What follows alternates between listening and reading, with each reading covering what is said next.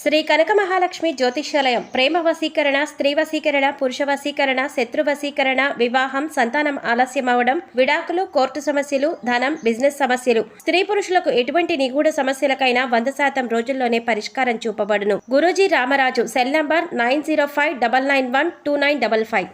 పూర్వజన్మ పుణ్యఫలమే ధనుసు రాశి వారికి ఊహించని రూపంలో సాక్షాత్తు ఆ పరమేశ్వరుడే వీరిని అనుగ్రహించబోతున్నాడు. కేవలం ఒకే ఒక అభిషేకం ధనుసు రాశి వారి జీవితాన్నే మార్చేస్తుంది. వీరికి ఉన్నటువంటి దోషాలు, శాపాలు అన్నీ కూడా నశించిపోతాయి. అయితే ధనుసు రాశి వారు చేయవలసిన అభిషేకం ఏమిటి? ఈ అభిషేకం ద్వారా వీరు జీవితంలో ఎటువంటి ఫలితాలని పొందబోతున్నారు? అలాగే వీరి జీవితంలో ఆశించిన ఫలితాలను పొందడానికి చేయవలసిన దేవతారాధనతో పాటుగా పాటించవలసిన పరిహారాల గురించి ఈ వీడియోలో వివరంగా తెలుసుకుందాం. కానీ అంతకంటే ముందుగా మీరు గనక మన ఛానల్ని సబ్స్క్రైబ్ చేసుకోకపోతే వెంటనే సబ్స్క్రైబ్ చేసుకుని పక్కనే ఉన్న బెల్ ఐకాన్ నొక్కి ఆల్ సెలెక్ట్ చేసుకుంటే మేము ఇలాంటి వీడియోస్ అప్లోడ్ చేయగానే ముందుగా మీకు నోటిఫికేషన్ వస్తుంది.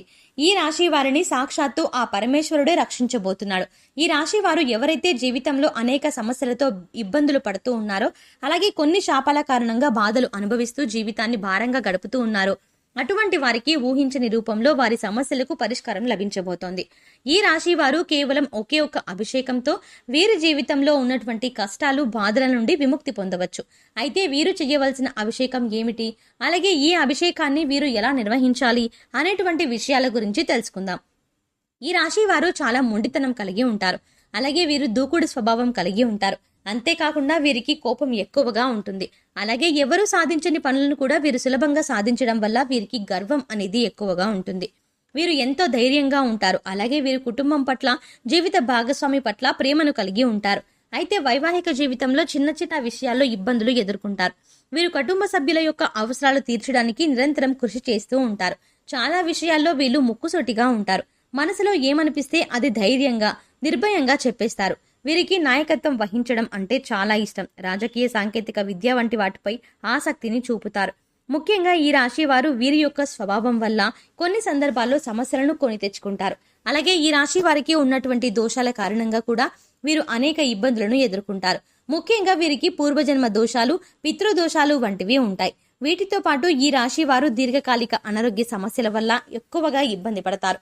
అయితే ఈ రాశిలో ఎవరైతే ఇటువంటి ఇబ్బందులు పడుతూ ఉన్నారో వారందరికీ ఆ పరమేశ్వరుని అనుగ్రహం లభించబోతోంది. కేవలం ఒకే ఒక అభిషేకం ద్వారా మీకున్నటువంటి బాధలు, కష్టాలు, శాపాలు, దోషాల నుండి విముక్తి పొందవచ్చు. అభిషేక ప్రియుడు అయినటువంటి ఆ పరమేశ్వరుడు 12 జ్యోతిర్లింగ రూపాల్లో ఈ భూమండలంపై వెలిశాడు. ఈ విధంగా వెలిసినటువంటి 12 జ్యోతిర్లింగాలకు అనేక విధాలుగా అభిషేకాలు నిర్వహిస్తూ ఉంటారు. ఒక్కొక్క అభిషేకానికి ఒక్కొక్క ప్రాధాన్యత ఉంది. అయితే లింగ రూపధారి అయినటువంటి ఆ పరమేశ్వరులకు ఏ విధంగా అభిషేకం చేయాలి, అలాగే అభిషేకం చేయడం ద్వారా ఎటువంటి ఫలితాలని పొందుతామో తెలుసుకుందాం. మనకున్నటువంటి కష్టాల నుండి, బాధల నుండి, దోషాల నుండి విముక్తి పొందాలి అంటే లింగ రూపధారి అయినటువంటి ఆ పరమేశ్వరునికి మనం ఏ విధంగా అభిషేకం చేయాలి, అలాగే ఏ విధంగా అభిషేకం చేయడం ద్వారా ఎటువంటి ఫలితాన్ని పొందుతామో తెలుసుకుందాం. కంచిలో వెలిసినటువంటి ఏకాంబరేశ్వర శివలింగానికి దారాభిషేకం చేస్తారు. ఈ విధంగా చేయడం వల్ల సకల పాపాలు నశిస్తాయి. అలాగే తేజోలింగధారి అయిన ఆ శివునికి రుద్రాభిషేకం అంటే చాలా ఇష్టం. ఈ రుద్రాభిషేకం చేయడం ద్వారా సర్వ సంపదలు చేకూరతాయి. అలాగే చిదంబరంలోని చిదంబేశ్వరుడికి శతరుద్రాభిషేకం చేస్తారు. ఈ శతరుద్రాభిషేకం వల్ల కుటుంబ అభివృద్ధి జరుగుతుంది. అలాగే శ్రీకాళహస్తిలోని కాళహస్తీశ్వరుడికి ఏకదశ రుద్రాభిషేకం చేస్తారు. ఒరిస్సాలోని కోణార్కులోని సూర్యరూపధారి అయిన శివునికి లఘురుద్రాభిషేకం చేస్తారు. దీనివల్ల పునర్జన్మ ఉండదని శాస్త్రం చెబుతోంది. అలాగే చంద్రనాథ లింగంకు మహారుద్రాభిషేకం చేస్తారు. దీనివల్ల జ్ఞానాభివృద్ధి జరుగుతుంది. అలాగే కాఠ్మాండు వద్దన త్రినాథ క్షేత్రంలో అతిరుద్రాభిషేకం చేస్తారు. ఈ అభిషేకం వల్ల అఖండ పుణ్యం, ముక్తి చేకూరుతుంది. అలాగే శివలింగానికి ఆవు పాలతో అభిషేకం చేయడం ద్వారా సంతాన ప్రాప్తి కలుగుతుంది. అంతేకాకుండా బిల్వపత్రం ఉంచిన నీటితో అభిషేకం చేయడం ద్వారా ఆయువు, ఆరోగ్యము, అభివృద్ధి చెందుతుంది. అలాగే స్వచ్ఛమైన నీటితో అభిషేకం చేయడం వల్ల సకల వర్షాలు కురుస్తాయి. కొబ్బరి నీరు, తేనె, పండ్ల రసం, చెరుకు రసం, నెయ్యి లాంటి వాటితో అభిషేకం చేస్తే సకల పాపాలు నశించి ఆరోగ్యం, ఐశ్వర్యం, వంశాభివృద్ధి జరుగుతుంది. అంతేకాకుండా శివ పూజ మహత్యంలో చాలా విశేషమైనటువంటి ఒక అభిషేకాన్ని గురించి వివరించారు. అదే సహస్ర ఘటాభిషేకం. ఈ సహస్ర ఘటాభిషేకంలో 1296 కలశాలతో అద్భుతంగా శివునికి అభిషేకాన్ని నిర్వహిస్తారు. ముందుగా ఈ అభిషేకానికి 1296 కలశాలను సిద్ధం చేసుకుంటారు. తర్వాత వాటిని శుద్ధి చేసి వాటికి విభూదిని రాసి బొట్లు పెట్టి ఆ తర్వాత అష్టగంధం, సుగంధ ద్రవ్యాలు అలాగే పంచామృతాలు అన్నింటినీ కలిపి అభిషేక జలాలుగా సిద్ధం చేసుకుంటారు. ముందుగా సిద్ధం చేసుకున్న ఘటాలన్నింటికి ధూపాన్ని వేస్తారు.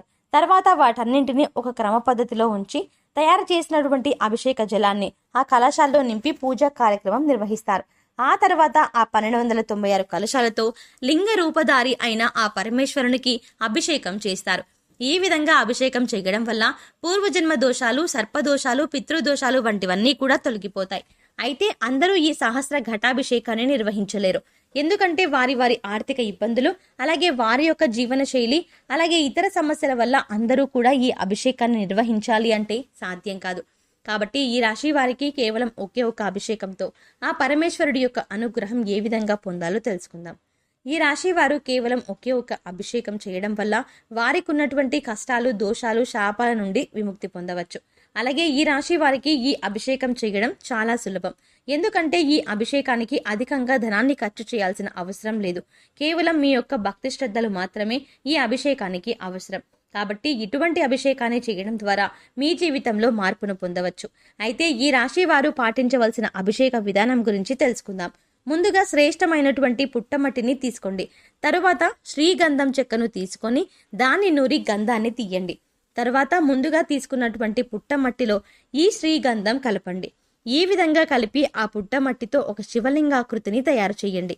ఈ విధంగా తయారు చేసినటువంటి శివలింగానికి చందనం, సుగంధ ద్రవ్యాలు, కస్తూరి, అలాగే గంగాజలము, పంచామృతాలతో మీకు వీలైనటువంటి వాటితో 20 రోజుల పాటు అభిషేకాన్ని ప్రతిరోజు నిర్వహించండి. అలాగే శివలింగం దగ్గర ప్రతిరోజు బిల్వదళాన్ని ఉంచండి. ఈ విధంగా 20 రోజుల పాటు అభిషేకం చేయడం ద్వారా ఈ రాశి వారి జీవితమే మారిపోతుంది. వీరికి ఉన్నటువంటి శాపాలు, దోషాలు అన్నీ కూడా తొలగిపోతాయి. అంతేకాకుండా ఈ విధంగా తయారు చేసినటువంటి శివలింగాన్ని గుండ్ల దగ్గర పెట్టుకుని ఓం నమ శివాయ, ఓం నమ శివాయ అని 108 సార్లు జపించడం ద్వారా వీరికి ఉన్నటువంటి అనారోగ్య సమస్యలన్నీ కూడా తీరిపోతాయి. అలాగే ఈ రాశి వారు జీవితంలో ఆశించిన ఫలితాలను పొందడానికి పాటించవలసిన పరిహారం గురించి తెలుసుకుందాం. ఈ రాశి వారు సూర్యుని అనుగ్రహం కొరకు సూర్యబీజ మంత్రాన్ని ప్రతినిత్యం జపించాలి. అలాగే వీధి కుక్కలకు ఆహారం అందివ్వాలి. నలుపు, తెలుపు రంగులలో ఉన్న కంబలి దానం చేయాలి. ఉలువలతో చేసిన ఆహార పదార్థాలు పేదలకు పంచాలి. ఉలువలను నీటిలో నానబెట్టి గోవులకు తినిపించాలి. అలాగే మంగళవారం నాడు ఉపవాస నియమాన్ని పాటించడం, సుబ్రహ్మణ్య స్వామి దర్శనాన్ని చేసుకోవడం శుభ ఫలితాన్ని ఇస్తుంది. సో చూశారు కదండి, ఒకే ఒక అభిషేకం ఈ రాశి వారి జీవితాన్ని ఏ విధంగా మార్చేస్తుంది. అలాగే ఈ అభిషేకం ద్వారా వీరికి ఉన్నటువంటి శాపాలు, దోషాలు ఏ విధంగా నశించిపోతాయి వంటి విషయాల గురించి ఈ వీడియోలో వివరంగా తెలుసుకున్నాం కదా. అయితే ఈ వీడియో మీకు నచ్చినట్టయితే లైక్ చేయండి.